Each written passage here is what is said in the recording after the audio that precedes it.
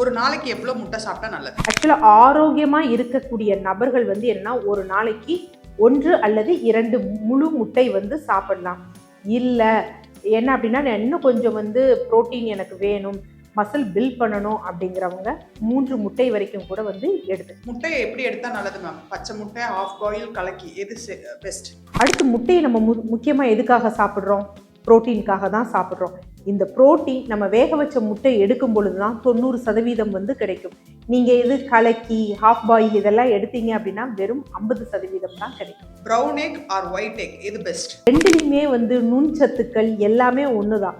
நிறைய பேர் நினச்சிட்டு இருக்காங்க ஏதோ ப்ரௌன் முட்டைனா பெருசு, ஒயிட் முட்டைனா அது வந்து ஒரு மாதிரி என்ன. இது எங்கே அப்படின்னு பார்த்தீங்கன்னா, அந்த முட்டையை ப்ரொடியூஸ் பண்ணுது அந்த கோழி இருக்குது பார்த்தீங்களா, அது எந்த ப்ரீடு, அது ஆக்சுவலாக அதோட ஓவிடக்ட்னு சொல்லுவாங்க. அந்த முட்டை ரிலீஸ் ஆகி வரக்கூடிய அந்த தாரை இருக்குது பார்த்தீங்களா, அந்த தாரையில் இருக்கக்கூடிய ஒரு சில நிறமிகளால் தான் ப்ரௌன் முட்டையும் வெள்ளை முட்டையும் வருது. ஸோ ரெண்டுக்கும் பெருசாக வித்தியாசம் இல்லை. முட்டையோட ஒயிட் மட்டும் சாப்பிட்றது நல்லதா இல்லை எல்லோவும் சேர்த்து சாப்பிட்றது நல்லதா? ஆக்சுவலாக என்ன அப்படின்னு பார்த்தீங்கன்னா, வெள்ளை கருவை விட மஞ்சள் கருவில் வந்து விட்டமின் ஏ இருக்குது. யூஸ்வலாக ஸ்கின்க்கு, பார்வைக்கெலாம் நல்லது. விட்டமின் டி இருக்குது, எலும்புகளுக்கு, ஓவரால் ஹார்மோனல் செக்ரீஷன்ஸ்க்கெலாம் ரொம்ப நல்லது.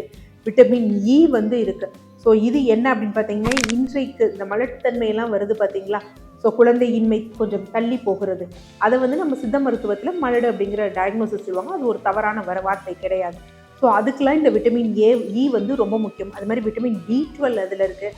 ஆரோக்கியமான கொழுப்புகள் இருக்குது. இது இல்லாமல் லியூட்டின் அண்ட் ஜியாசாந்தின் அப்படிங்கக்கூடிய சத்துக்கள் வந்து இருக்குது.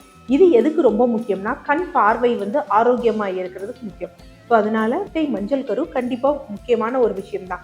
ஆனால் நான் புரதத்துக்காக எடுக்கிறேன், எனக்கு ஏற்கனவே கொலஸ்ட்ரால் ஜாஸ்தியாக இருக்குறங்கிறவங்க மட்டும் முட்டை மஞ்சள் கருவை வந்து ரெஸ்ட்ரிக்ட் பண்ணிடலாம். இல்லைனா கண்டிப்பாக முட்டை மஞ்சள் கரு எடுக்கணும். நாட்டுக்கோழி முட்டை, பிராய்லர் கோழி முட்டை, எது பெஸ்ட்? பிராய்லர் கோழி முட்டையை விட நாட்டுக்கோழி முட்டையில் வந்து கொஞ்சம் விட்டமின் டி வந்து அதிகமாக இருக்கிறது. ஸோ மைக்ரோ நியூட்ரியன்ஸ் கொஞ்சம் ஜாஸ்தியாக இருக்கிறது. அதனால நாட்டுக்கோழி முட்டை அப்படிங்கிறது பெட்டராக வந்து இருக்கும். முட்டை வாங்கினா எவ்வளோ நாள் வச்சு சமைக்கலாம்? முட்டை வந்து முன்னாடியெல்லாம் நம்ம வீட்டில் கோழி அடக்காக்கும், இல்லை கோழி முட்டை போடும், எடுத்து நம்ம உடனே சாப்பிடுவோம். இப்போ அதற்கெல்லாம் வாய்ப்பு இல்லை. இப்போ முட்டையை பொறுத்த வரைக்கும் மோஸ்ட் ப்ராப்ளி என்ன அப்படின்னா, வெளியே இருக்கக்கூடாது, ரெஃப்ரிஜிரேட்டர் பண்ணியிருக்கணும். முட்டை வந்து நம்ம வாங்கினோன்னா அதில் சீல் போட்டிருக்கா, என்னைக்கு வந்து அது வந்து பேக் பண்ணப்பட்டுச்சு அப்படிங்கிற சீல் போட்டிருக்கா அப்படின்னா, அதுலேருந்து ஒரு 3 வாரத்துக்குள்ளே நம்ம யூஸ் பண்ணிடணும்.